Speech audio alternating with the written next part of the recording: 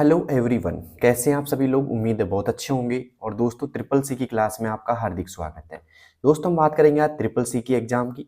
तो दोस्तों, अगर आप ट्रिपल सी के एग्जाम की तैयारी कर रहे हैं तो मैं आपसे वादा करता हूँ ये क्लास आपके लिए बहुत इंपॉर्टेंट होने वाली है और मैं एक ही चीज़ को बहुत समझा करके आपको बताऊंगा। तो एग्जाम सेंटर पर आप कोई सा भी क्वेश्चन गलत नहीं करके आओगे, ठीक है। तो पहला क्वेश्चन आपके सामने है। पहला क्वेश्चन पूछ रहा है सीपीयू का पूरा नाम क्या है। दोस्तों, सीपीयू का पूरा नाम क्या है। तो बहुत इजी क्वेश्चन है, अगर आपको आता है तो कमेंट बॉक्स में आप आंसर दे सकते हैं साथ साथ में। और क्लास के एंड में आपको मुझे बताना है कि भाई कितने क्वेश्चन आपके सही हो चुके हैं इस क्लास से, ठीक है। तो पहला क्वेश्चन है सीपीयू का पूरा नाम क्या है। Central processing unit, central program unit, computer primary unit या सेंट्रल प्रिंट यूनिट। दोस्तों, यहाँ पे आएगा सेंट्रल प्रोसेसिंग यूनिट। तो ए ऑप्शन आएगा भाई यहाँ पे। आपका पहला क्वेश्चन ठीक हो गया होगा दोस्तों, सेंट्रल प्रोसेसिंग यूनिट। अब सीपीयू को दोस्तों कंप्यूटर का मस्तिष्क बोलते हैं। कंप्यूटर का क्या बोलते हैं इसको, कंप्यूटर का मस्तिष्क या क्या बोलते हैं दोस्तों, माइंड बोलते हैं। और सीपीयू को दोस्तों तीन भागों में बांट देते हैं हम। तो सीपीयू को एक बार मैं पार्ट दिखा देता हूं आपको, फिर आगे बढ़ेंगे। तो ये दोस्तों आपका सीपीयू है और सीपीयू को हम तीन भागों में बांट सकते हैं मुख्यतः। एक होता है एएलयू, एक होता है दोस्तों आपका सीयू और एक होता है दोस्तों आपका एमयू। एएलयू का पूरा नाम होता है arithmetic logic unit, control unit और मेमोरी यूनिट, ठीक है। अब चलते हैं दोस्तों आज के दूसरे प्रश्न की ओर। दूसरा प्रश्न सामने दिखाई दे रहा होगा आपको। सबसे छोटी स्टोरेज यूनिट कौन सी है। सबसे छोटी स्टोरेज यूनिट कौन सी है। बाइट है, बिट है, केबी है या एमबी है। जल्दी से बताइएगा दोस्तों। अगर आपने पहले से पढ़ रखा हो तो कमेंट बॉक्स में आप आंसर दे सकते हैं इसका कि दूसरे में सबसे छोटी यूनिट कौन सी है। भाई दूसरा प्रश्न पूछ रहा है सबसे छोटी यूनिट कौन सी है। तो सबसे छोटी होती है दोस्तों बिट। कौन सी होती है दोस्तों, बिट होती है। B option is right, okay. अब चलते हैं दोस्तों आज के तीसरे प्रश्न की ओर। तीसरा प्रश्न पूछ रहा है आपसे क्यूआर कोड का पहली बार निर्माण कब हुआ।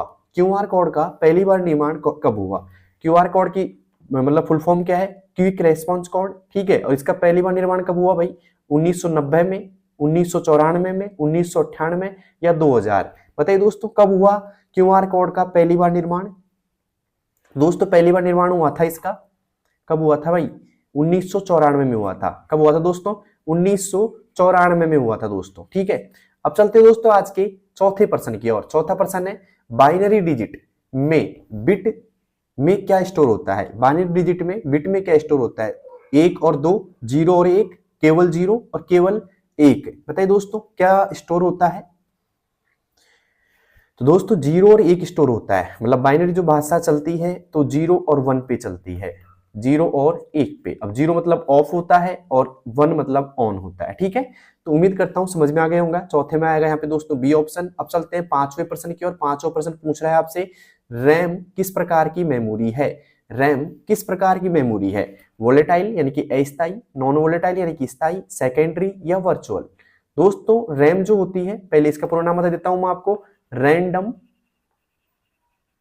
एक्सेस मेमोरी, MEMORY, ठीक है। और ये होती है दोस्तों अस्थायी। कौन सी होती है दोस्तों, अस्थायी होती है। मतलब ए ऑप्शन इज राइट। और एक बात और, अगर बिजली चली जाती है तो डाटा भी इसका नष्ट हो जाता है। बिजली जाने पर डेटा नष्ट हो जाता है, डेटा नष्ट हो जाता है इसका, ठीक है। तो कैसे भी सवाल घुमा फिरा के पूछे, आपको जवाब सही देना है दोस्तों। तो पांच में से कितने प्रश्न ऐसे हैं जो आपके एकदम सही हो चुके हैं दोस्तों, कमेंट बॉक्स में बताना मुझे। अब चलते हैं दोस्तों छठे क्वेश्चन की ओर। छठा क्वेश्चन है, ध्यान से पढ़िएगा, लिब्रे ऑफिस राइटर में सेव एज की शॉर्टकट कुंजी क्या है। लिब्रे ऑफिस से सवाल बनेंगे आपके। तो लिब्रे ऑफिस में राइटर जो है दोस्तों, उसमें सेव एज की शॉर्टकट की क्या है भाई, कंट्रोल एस है, F12 है, कंट्रोल ए है या कंट्रोल शिफ्ट एस है। जल्दी बताइए दोस्तों क्या होगा इसका सही जवाब। दोस्तों लिब्रे ऑफिस में जो राइटर है एक तरीके से, तो उसकी शॉर्टकट की है दोस्तों कंट्रोल शिफ्ट और एस। क्या है दोस्तों, कंट्रोल के साथ में आपको शिफ्ट प्रेस करना पड़ेगा और फिर दोस्तों एस प्रेस करना पड़ेगा। मतलब कंट्रोल शिफ्ट एस इसकी शॉर्टकट की है। तो छठे में आएगा दोस्तों डी ऑप्शन।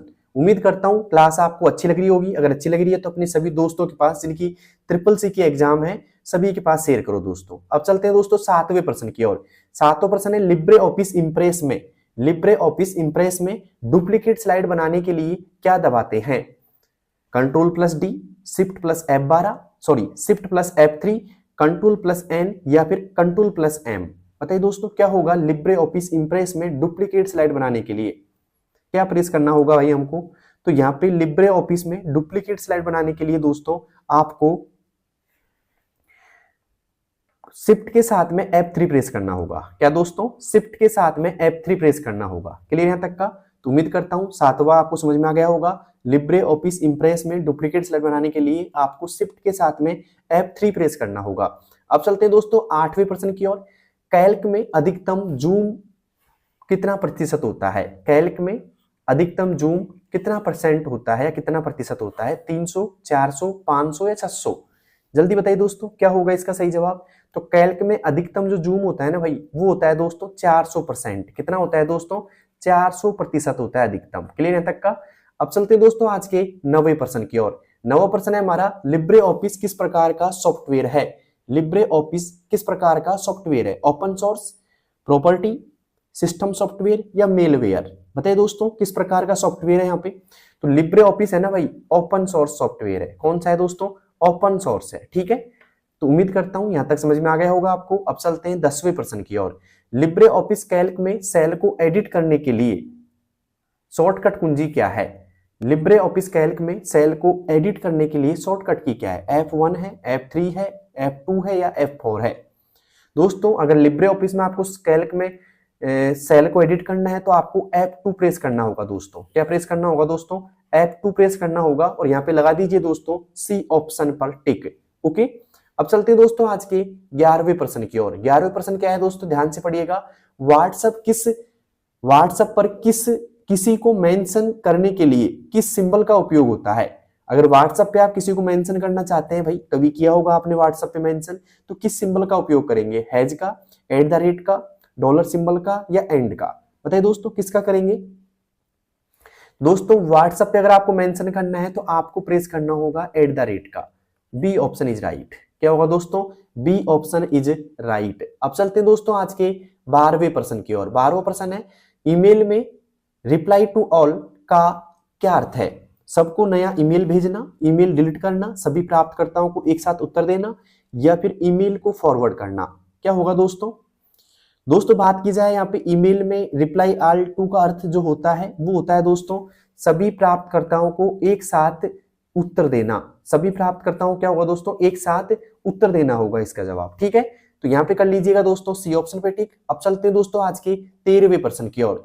13वां प्रश्न है, एक वेब पेज से दूसरे वेब पेज पर जाने को क्या कहते हैं? एक वेब पेज से दूसरे वेब पेज पे जाने को क्या कहते हैं? मूविंग, ब्राउजिंग, लिंकिंग या सर्चिंग? क्या कहते हैं भाई? एक वेब पेज से अगर आप दूसरे वेब पेज पे जाते हैं तो उसे क्या कहते हैं? अगर आपको समझ में आ रहा है क्वेश्चन तो जल्दी से कमेंट बॉक्स में आंसर दीजिएगा।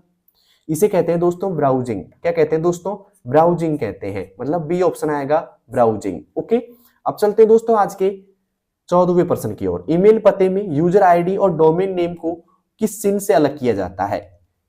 ईमेल पते में यूजर आईडी और डोमेन नेम को किस चिन्ह से अलग किया जाता है भाई? तो आपने अगर ईमेल आईडी देखी हो दोस्तों, तो ईमेल आईडी में दोस्तों एक तरीके से जो अलग करता है ना, मतलब ये तो यूजर नेम हो गया और ये डोमेन हो गया, इसको करता है दोस्तों @ अलग करता है। कौन अलग करता है दोस्तों? @ का जो सिंबल होता है ना भाई, वो अलग करता है दोनों को। ठीक है, तो यहाँ पे आएगा डी ऑप्शन इज राइट। क्या आएगा दोस्तों? D option is right. ठीक है, तो उम्मीद करता हूं समझ में आ गया होगा आपका। ये तो रहता है, ये जो हिस्सा रहता है ये तो रहता है डोमेन नेम का, डोमेन नेम का रहता है, और ये वाला हिस्सा रहता है दोस्तों यूजर आईडी का रहता है। आप सभी को पता होगा इस चीज का। ठीक है, अब चलते हैं दोस्तों आज के 15वें प्रश्न की ओर। 15वां प्रश्न क्या है? यूआरएल का पूरा नाम क्या है दोस्तों? तो यहाँ पे आंसर आपको दिख गया होगा सामने। यूआरएल का पूरा नाम यूनिफॉर्म रिसोर्स लोकेटर। क्या होगा दोस्तों? Uniform resource locator. A option is right. ठीक है, वैसे यहाँ भी आपको आंसर पता लग गया होगा। खैर एग्जाम में तो ऐसा आपको नहीं मिलेगा, बट यहाँ पे मिल गया। ठीक है, कोई बात नहीं है। अब चलते हैं दोस्तों आज के, देखो 15% समझ में आ गया। यूआरएल का पूरा नाम क्या होता है और यूआरएल क्या होता है दोस्तों? वेबसाइट का पता क्या कहलाता है? वेबसाइट का पता, ये लिख देता हूं नीचे, वेबसाइट का पता, वेब है ना, वेबसाइट का पता। ओके, क्या कहलाता है दोस्तों? यूआरएल कहलाता है, यूनिफॉर्म रिसोर्स लोकेटर। अब चलते हैं दोस्तों आज के अगले प्रश्न की ओर।